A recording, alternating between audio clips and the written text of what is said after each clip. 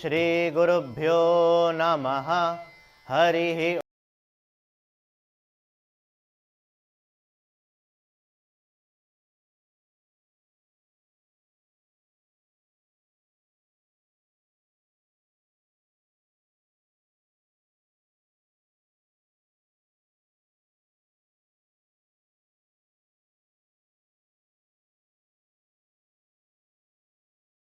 हरिः ओम।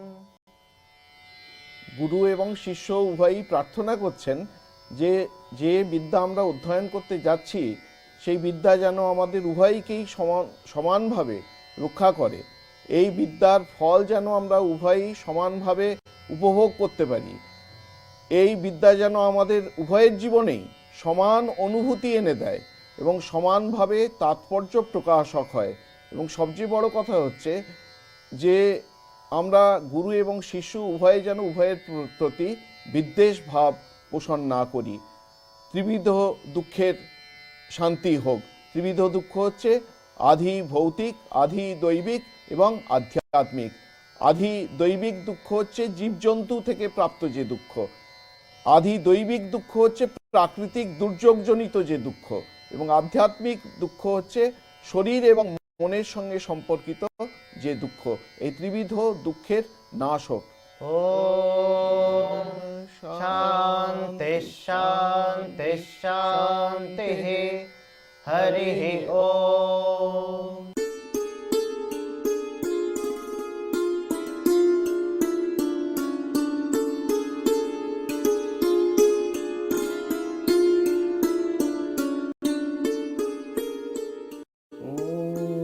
वसुदेव सुतं देवं कंसचाणूरमर्दनं देवकी परमानन्दं कृष्णं वन्दे जगद्गुरुम्। আমরা শ্রীমদ্ ভগবদ গীতার তৃতীয় অধ্যায় কর্মযোগের 17 ও 18 নম্বর শ্লোক নিয়ে এখন আলোচনা করব। এই কর্মযোগ বা শ্রীমদ্ ভগবদ গীতা ভীষ্ম পর্বের অন্তর্গত মহাভারতের, এবং এখানে 25তম অধ্যায় থেকে 42তম অধ্যায় পর্যন্ত সেখানে শ্রীমদ্ ভগবদ গীতা ছিল। তার মধ্যে এই কর্মযোগ আসে 27তম অধ্যায়ে। এর ভূমিকা হিসেবে বলা যায় শ্রী ভগবান কুরুক্ষেত্রের যুদ্ধে পাণ্ডব পক্ষের প্রধান যোদ্ধা অর্জুনের উদ্দেশ্যে উপদেশ করছেন। যুদ্ধ শুরু হওয়ার মুখে বিপক্ষ দলের মহারথী ও অন্যান্যদের দেখে, নিকট আত্মীয় তারা সব এসেছেন দেখেও ভয় পেয়ে প্রধানত অর্জুন ওই যুদ্ধক্ষেত্র থেকে চলে আসতে চাইছেন। তিনি তখন শ্রীকৃষ্ণকে বলছেন যে এই রকম আত্মীয় বধ অপেক্ষা, এরকমই এত ভয়ঙ্কর যুদ্ধ অপেক্ষা ভিক্ষা করে থাকাও শ্রেয়, বনবাসে থাকাও শ্রেয়। শ্রী ভগবান বুঝতে পেরেছেন যে নিজের দুর্বলতাকে একটা মহৎ কিছু আকার দিয়ে, আবরণ দিয়ে অর্জুন এইভাবে বলে চলেছেন। কারণ শ্রী ভগবানের সম্পর্কে বলা হয় তিনি সর্বান্তর্যামী, ঈশ্বর সর্বভূতানাং হৃদ্দেশে অর্জুন তিষ্ঠতি, ভ্রাময়ণ সর্বভূতানি যন্ত্রারূঢ়ানি মায়য়া।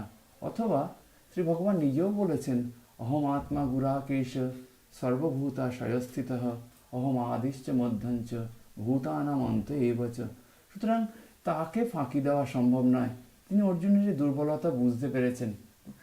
এর আগে অর্জুন তারা 12 বছর বনবাস করেছেন, 1 বছর অজ্ঞাতবাস করেছেন। তারও আগে বারণাবতে যখন তাদের পুড়িয়ে মারার চেষ্টা হয়েছিল যতগৃহ করে, তারপরেও বনে ছিলেন, এরকম ঋষিদের আশ্রমে থেকেছেন, তপবনে থেকেছেন। তখন তার ভিক্ষচর্যাং চরন্ত ভিক্ষা করে সন্ন্যাস জীবন যাপনের কথা মনে হয়নি। আজকে যুদ্ধক্ষেত্রে এসে বিপক্ষ দলের ওদেরকে দেখে ভয় পেয়ে তার মনে হয়েছে, এবং তিনি তখন বিভিন্ন ধরনের যুক্তি দিচ্ছেন। সেই জন্য শ্রী ভগবান এই অর্জুনকে উপদেশ করার সময় কর্মযোগের উপদেশ করছেন, যখন আমরা সেখান থেকে পাঠ করছি। 17 নম্বর শ্লোক। यस्तु आत्मरतिरेव स्यात् आत्मतीर्थश्च मानवः आत्मनेव च सन्तुष्टः तस्य कार्यं न विद्यते। এর আগে এই তৃতীয় অধ্যায়ে শ্রী ভগবান যারা কর্ম করছেন তাদের কথা বলার পরে যারা এই কর্ম করে নিষ্কাম কর্মর মাধ্যমে চিত্তশুদ্ধি হয়ে গিয়েছে, তাদের ক্ষেত্রে যে এই কর্ম আর করার প্রয়োজন হয় না সেই কথা এখানে ব্যাখ্যা করছেন। বলছেন, কিন্তু যে মানব আত্মাতেই প্রীত, আত্মতৃপ্ত ও আত্মাতেই সন্তুষ্ট থাকেন, তাহার কার্য নেই। কেন কার্য নেই? না, যেহেতু আত্মনেতেই তার প্রীতি, সে নিজেতেই নিজে সন্তুষ্ট, এবং সে নিজেতে নিজে কেন সন্তুষ্ট? না, আত্মাতেই সে তৃপ্ত, তার অতৃপ্তি নেই।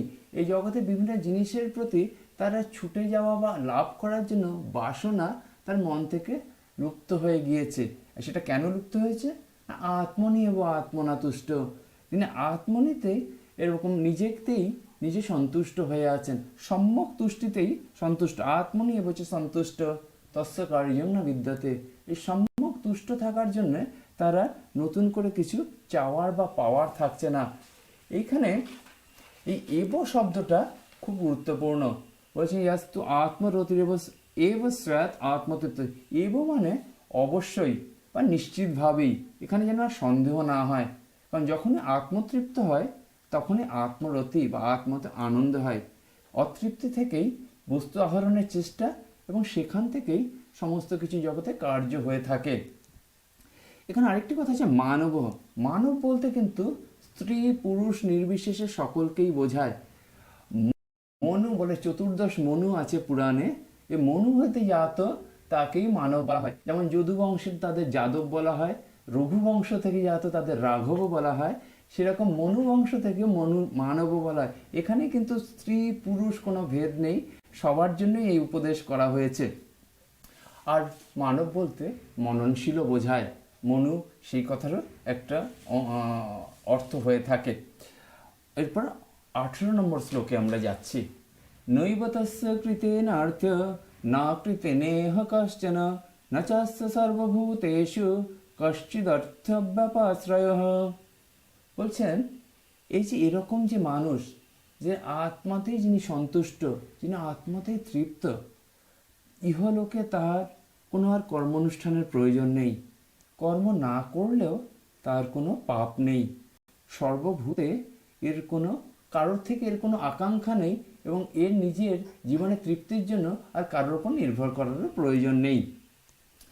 এর কারণ হিসেবে নির্দেশ করে আচার্য শ্রীধর স্বামী বলছেন, কৃত কর্ম দ্বারা তাহার আর কোনো পুণ্য হয় না। কারণ পুণ্য করার জন্য যে অহংকার ভাব বা এটার জন্য আমরা তৃপ্তি পেতে হবে, পুণ্য পেতে হবে, স্বর্গলোকে গিয়ে বিভিন্ন ধরনের জিনিস ভোগ করতে হবে, সেটা তার চিরতরে মন থেকে চলে গেছে। সেই জন্য তিনি আর পুণ্য অর্জনের জন্য তার কর্ম করতে হয় না। আবার তার অহংকার ভাব না থাকাতে তার ক্ষেত্রে কর্ম না করার জন্য প্রত্যবায়ও হয় না, বা এই জন্য যে বিধি নিষেধের তিনি অতীত হয়ে গিয়েছেন। তথাপি আচ্ছা, এরপরে তারা বলছেন যে আচ্ছা, তাহলে অন্য মানুষ সর্বভূতেষু কশ্চিদর্থ ব্যাপাশ্রিত। বলছেন আচ্ছা, তাহলে অন্যদের ওপর তো এনাকে নির্ভর করতে হয়। বলছে না, অন্যদের ওপরও তার নির্ভর করার প্রয়োজন নেই। কেন কি, অন্যদের উপর তিনিই নির্ভর করবেন যার অন্যদের থেকে কিছু আকাঙ্ক্ষা আছে, কোনো কিছু পাওয়ার চেষ্টা আছে। এখানে শ্রীধর স্বামী বলছেন, কিছু কোট করছেন উনি, বলছেন তস্য ন দেবাশ্চ না অভূত্য ঈশতে আত্মা হি এসংস ভবতি। অর্থাৎ বলছেন যে দেবগণও তাহার অমঙ্গল করিতে সমর্থ হন না। কেন সমর্থ হন না? কারণ তিনি আত্মতে প্রতিষ্ঠিত।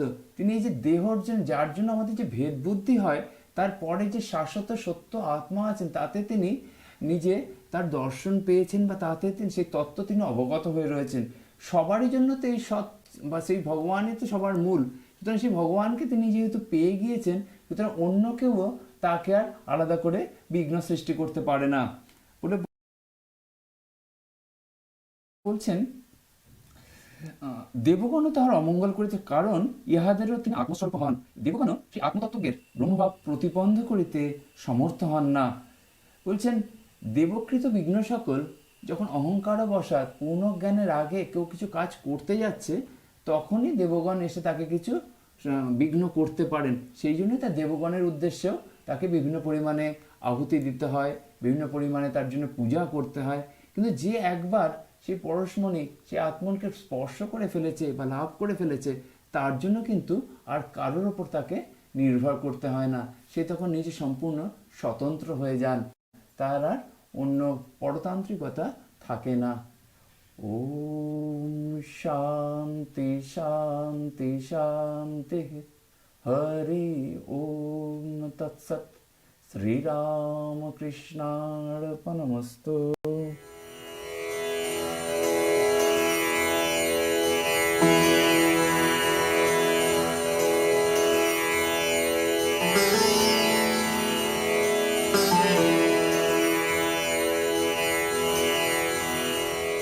ওম নমো ভগবতে রামকৃষ্ণায়।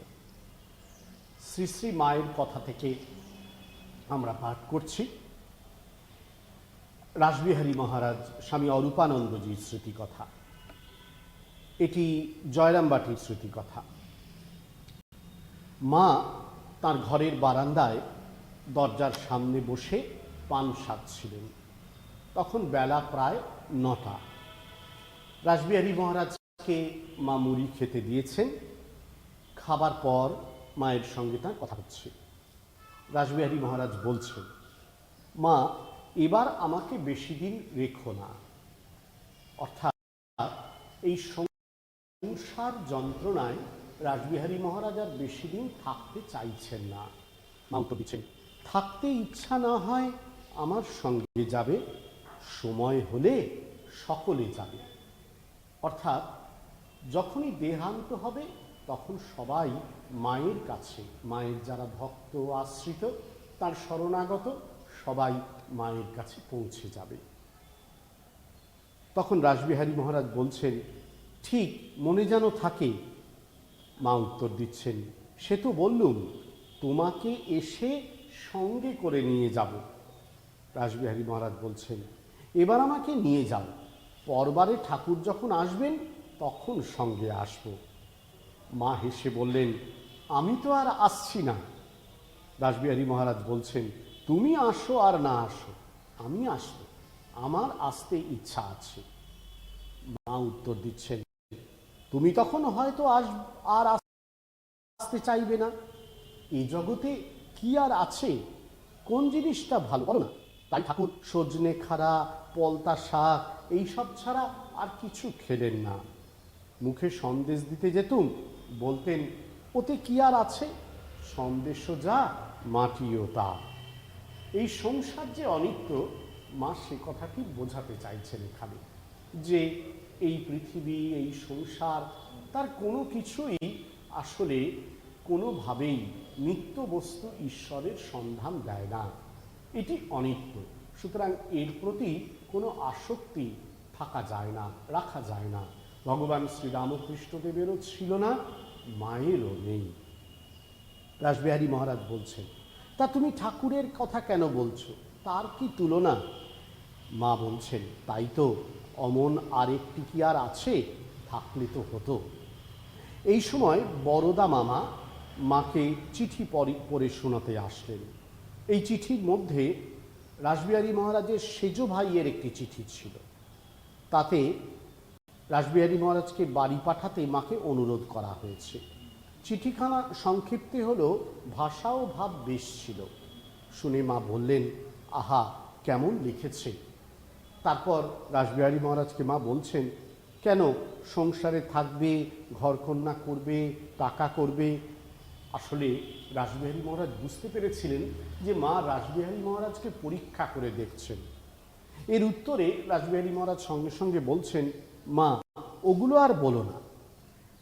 সঙ্গে সঙ্গে মা বলছেন, তা এত লোক সংসার করছে, তুমি নয় নাই করলে। তখন রাসবিহারী মহারাজ কাঁদছেন দেখে মা খুব সকরুণ স্বরে বলতে লাগলেন, কেঁদো না, কেঁদো না বাছা, তোমরাই ভগবান। ভগবানের জন্য কে সব ত্যাগ করতে পেরেছে। ঈশ্বরের শরণাগত হলে বিধির বিধি খণ্ডন হয়ে যায়, তার নিজের কলম নিজ হাতে কাটতে হয়। ভগবান লাভ হলে কি আর হয়, দুটো কি শিং বেরোয় না, সদসৎ বিচার আসে, জ্ঞান চৈতন্য হয়, জন্ম মৃত্যু তরে যায়, ভাবে লাভ। এছাড়া কে ভগবান দেখেছে, কার সঙ্গে ভগবান কথা কয়েছেন? ভাবে দর্শন, ভাবে কথাবার্তা, সব ভাবে হয়। রাসবিহারী মহারাজ বলছেন, না মা, এছাড়াও কিছু আছে, প্রত্যক্ষ লাভ। মা উত্তর দিচ্ছেন, সে এক নরেন পেয়েছিল, তার হাতে মুক্তির চাবি ছিল। আর কি, জপ ধ্যান করা আর ঠাকুরকে ডাকা, এই তো। বলেই আবার নিজেই হাসতে হাসতে বলছেন, আর ঠাকুর ঠাকুরই বা আছে কি, তিনি তো চিরদিনই আপনজন। তখন রাসবিহারী মহারাজ বলছেন, মা দেখো যেন আমার ঠিক ঠিক হয়, অমনটি আপনার। অর্থাৎ রাসবিহারী মহারাজ যেন ঠাকুর তার আপনার, এই বোধটি যাতে তার ঠিক ঠিক হয়, এটি মায়ের কাছে প্রার্থনা করছেন।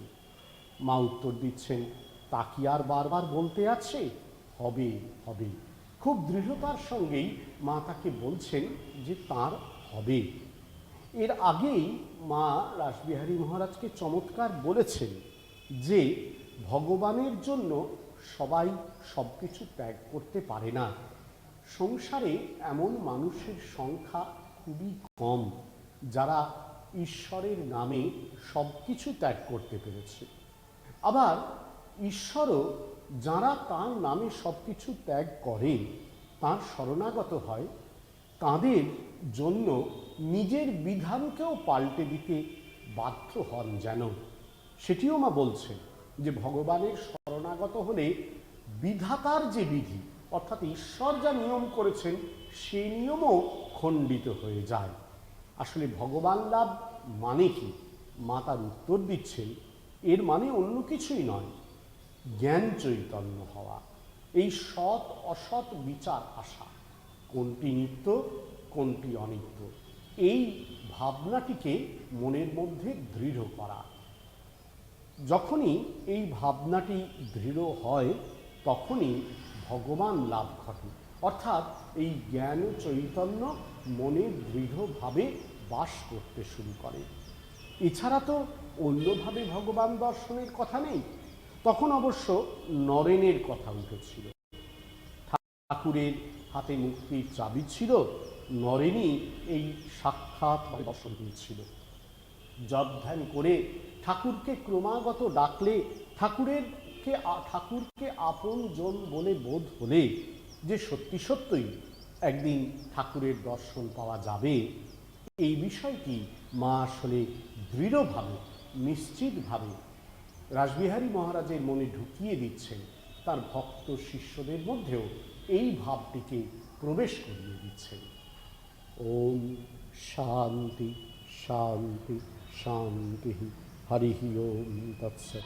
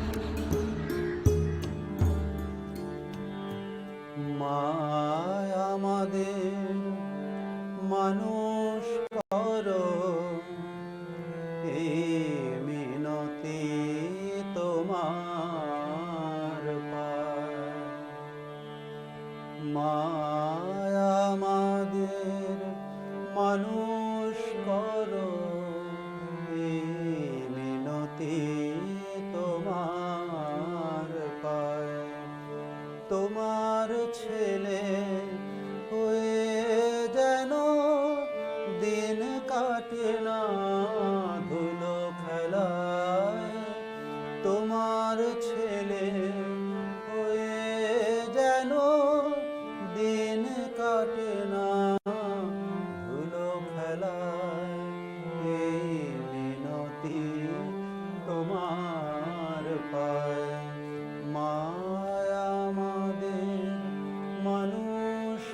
করো, এই মিনতি তোমার পাই।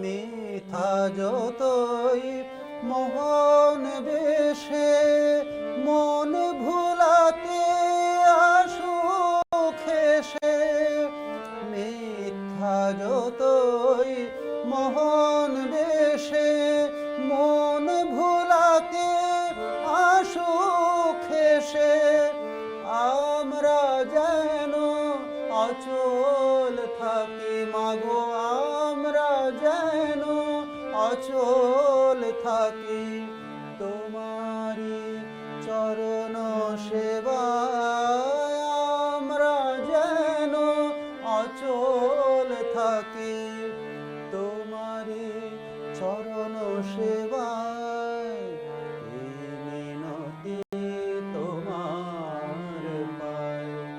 মায় আমাদের মানুষ করো, এই মিনতি তোমার পাই।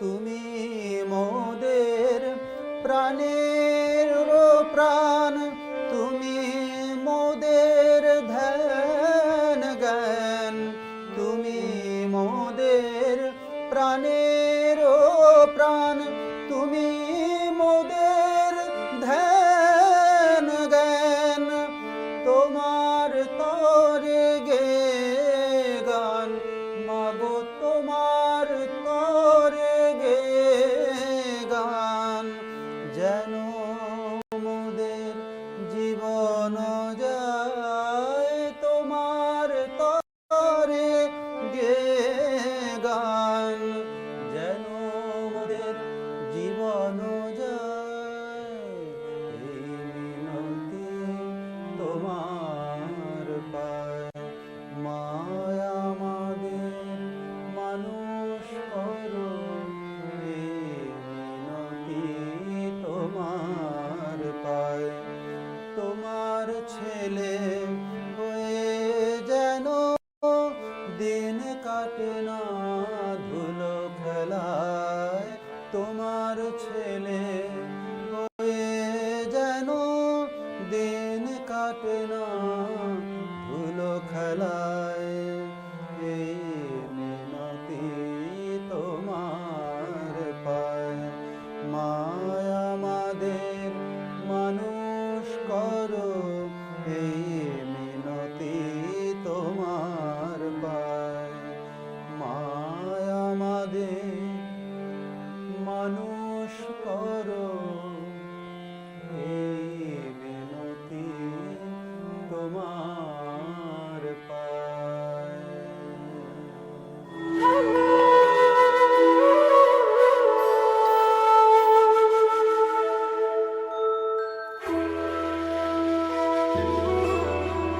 Oh